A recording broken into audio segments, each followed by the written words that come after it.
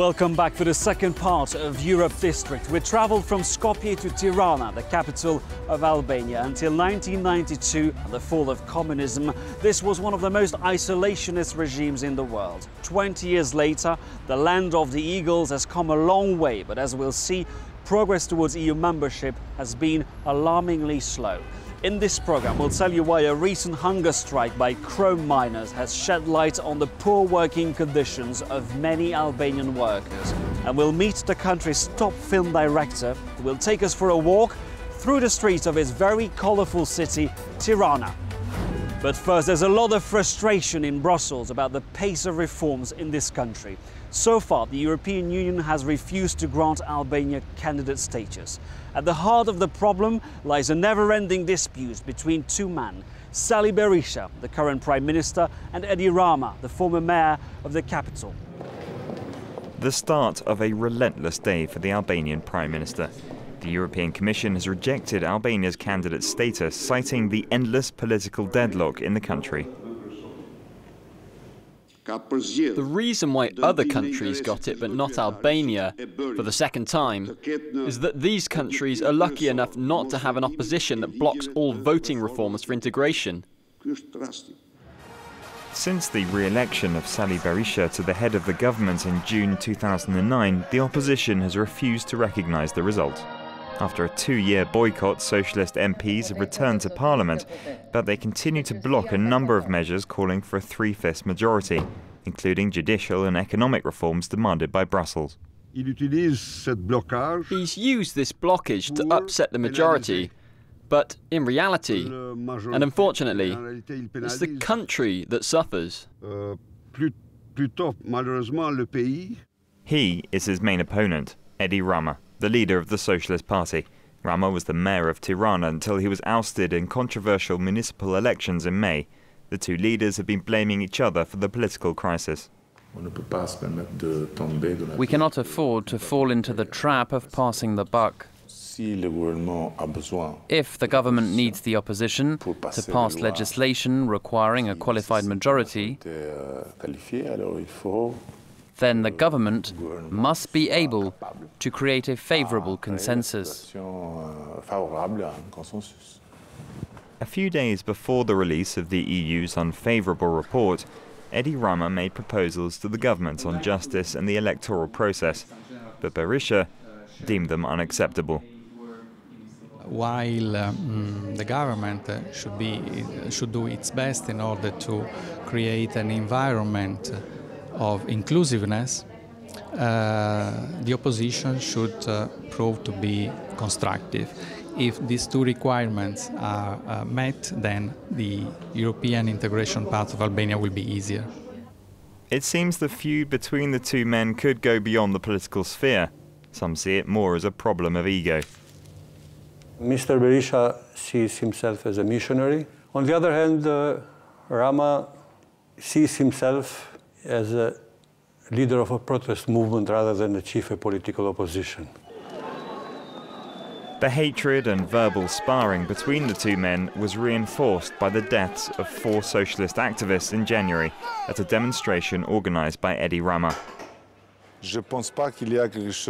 don't think it's something personal. I think it's more a matter of generation. It's the old communist method of carrying out personal attacks on friends, family, the people. Lulzim Basha now sits in the chair occupied by Rama till only a few months ago. He's the new mayor of Tirana, a Democratic Party member and a protégé of the Prime Minister. The young mayor's trying to distance himself from the feud.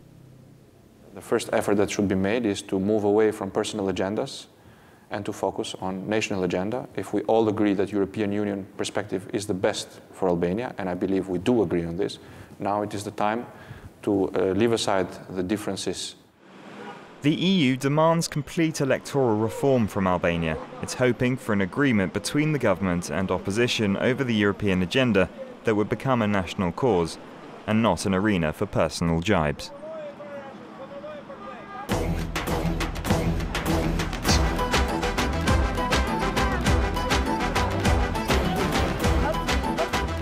It's a story that grabbed headlines all summer in Albania. Miners at the chrome mine of Bulqiza started a hunger strike to demand better pay and working conditions.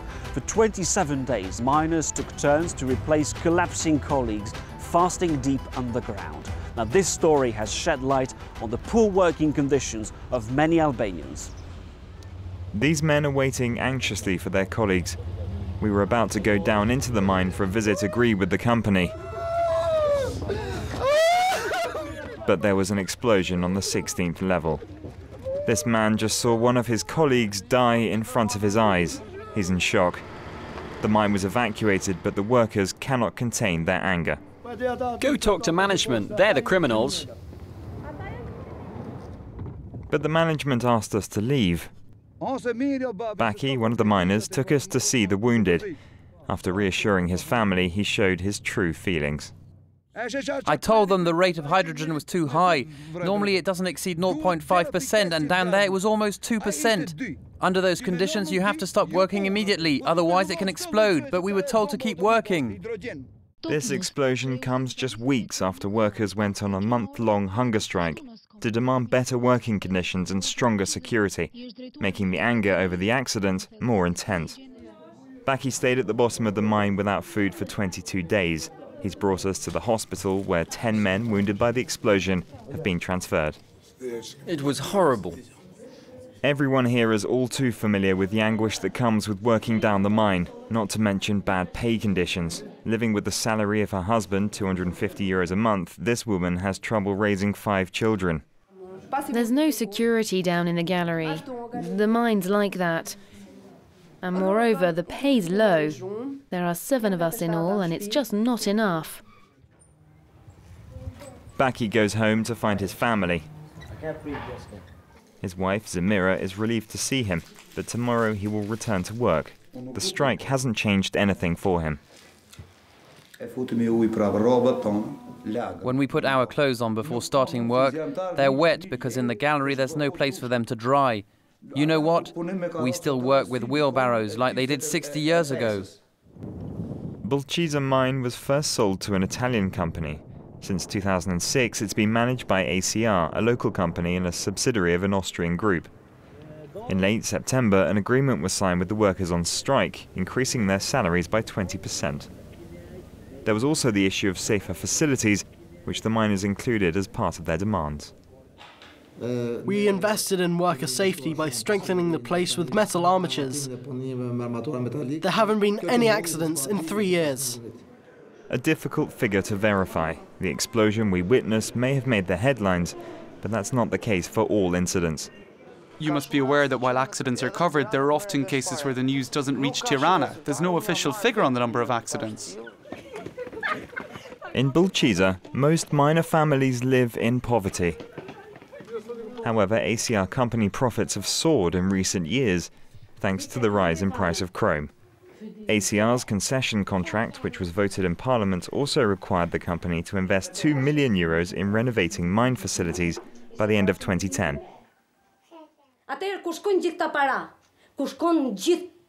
Where is all this money?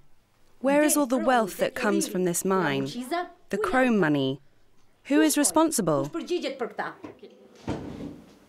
The union president of the mining sector, who supported the Bulqiza employee protest, says the blame lies mainly with political decisions. We never wanted to attack the company and never asked the company to leave Albania. It's a Western company with a strong legal framework, but here it's had to deal with unfamiliar things.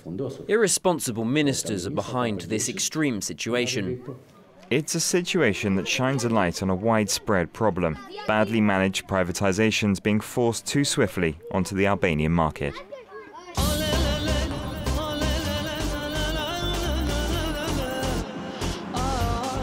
It's time now for our cultural sequence. We'll meet Kujtim Çashku. He's a famous Albanian film director. He's also the founder of the country's first film school.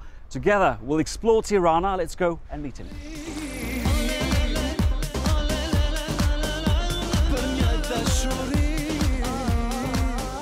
Christophe Robeet, we're standing in front of your Academy of Film and Multimedia. Tell us more about the history of your school. I had this dream on my life to resume my career, that doing some movies and also creating the first school of film and television in Albania in 2004.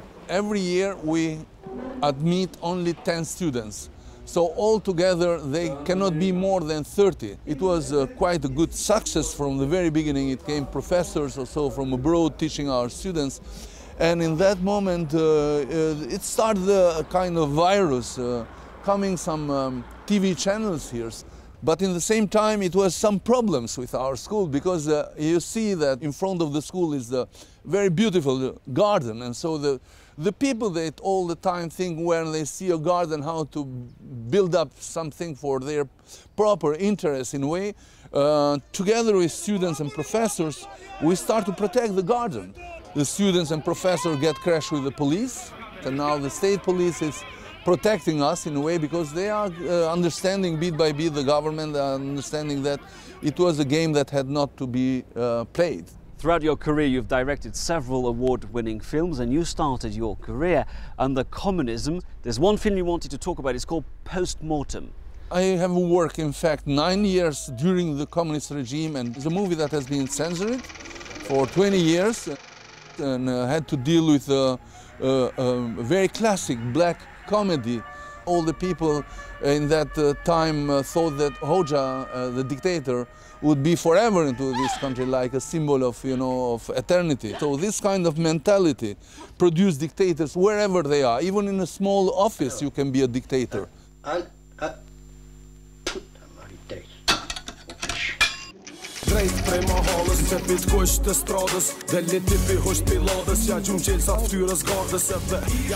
our next stop is the Pyramid of Enver Hoxha, which was built to commemorate your former dictator. And now you've got some personal memories about this building. Exactly, that I'm talking for the year of '91. We had a small office here for the Forum of Human Rights. When it was raining outside, it was some drops that came inside of our office. We took a bucket and we put it there inside of the room, and so bit by bit, drops came in, and we start to laugh together and saying, okay, they are the drops of Enver Hoxha that is crying, because we invaded this pyramid with this office of human rights.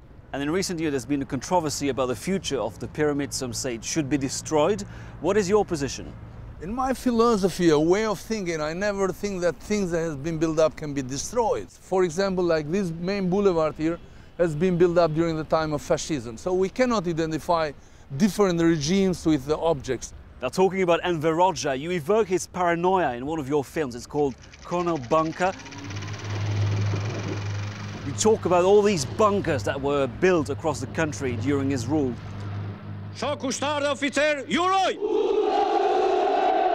Colonel Bunker is not linked only with the bunkerization of Albania, but mostly to discover this bunker mentality of people. Then when they produce, the enemies or the devil outside of themselves. When I was in Montreal, in a press conference, a lot of journalists put question to me, how you build up this kind of location? Tons of money to put there, is something that, yes, I said, my producer worked 30 years for realizing my location for doing Colonel Bunker.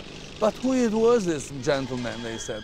And I said that it was Enver Hoxha, the dictator, prepared for me to do a location for shooting my Colonel Bunker. So you had a very ambitious producer at the time. Yeah, it was fantastic telling that.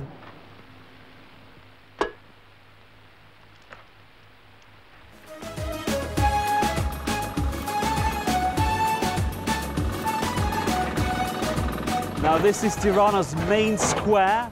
It's said to be the largest square in the whole of Europe, but it looks today like a site under construction. If we consider that it was for different kind of purpose, but it was empty, and now that is coming a big garden, and I'm very happy about that if can happen, instead of having big blocks of betons around.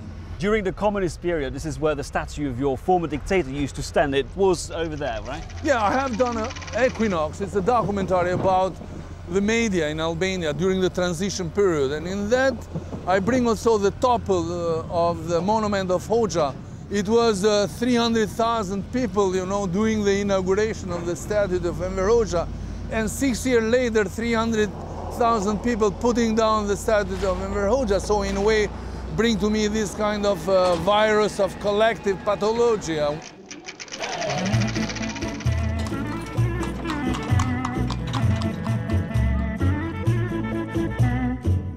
This is one of the many hidden places in Tirana. It's the World Center of Bektashi. Who are the Bektashis? It's kind of really saying a branch of Islam. They are very, let's say, liberal. They accept all kinds of religions. They take wine, they take every kind of meat, including the pork, in a way that we can consider that the kind of dominant religion in Albania. And you want us to meet the chairman of the Bektashi who lives just around the corner? Yeah, so maybe let's go and see and meet him. Okay, let's go. Okay, good.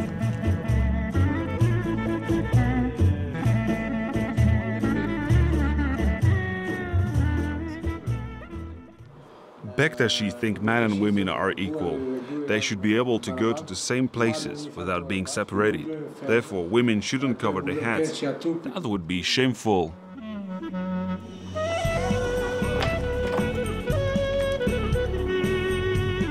And to finish our walk, you took us to Petrella Castle, a beautiful castle set on one of the many mountains that surrounds Tirana. Exactly as I told you, there are 5 castles around, and you know it's from here only 20 minutes to arrive from Tirana, center town, to Petrella or to Preza or Tufin or the other castle they are around Tirana. That is all. And I guess this is the kind of place where you like to spend your weekends with your family. I am a grandfather. I take 2 of my Tom and leave 2 small children, and then I have a pleasure to play here. Kurtim Chashku, thank you very much for being our guide here in Tirana. It was my pleasure being together with you today. See you very soon, hopefully. Thank you for watching this edition of Europe District. Join us again next month as we travel to Serbia. From all of us here, goodbye.